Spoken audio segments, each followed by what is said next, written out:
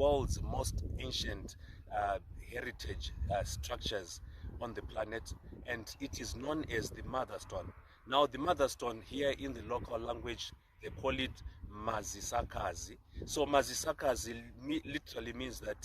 the knowledge is actually engraved within the feminine structure. And this is actually a feminine structure which was part of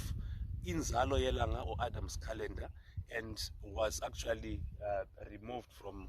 Adam's calendar, where it was part of the shamanic pathway or the labyrinth, which they call the shamanic labyrinth, which is at Inzalo Yelanga, where we are about to go now, which is actually the birthplace of the sun, and it is an ancient megalithic structure which was recently discovered in 2003, and a lot of people are now coming to Southern Africa, especially the region of Mpumalanga, where they are going to see this very ancient megalithic site, which was discovered because of an aeroplane accident that actually took place there. So you can actually see that this place here, it has got a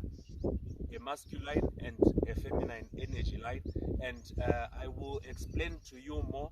when we get to Inzalo Yelanga, where this structure actually came from and what it was actually used for.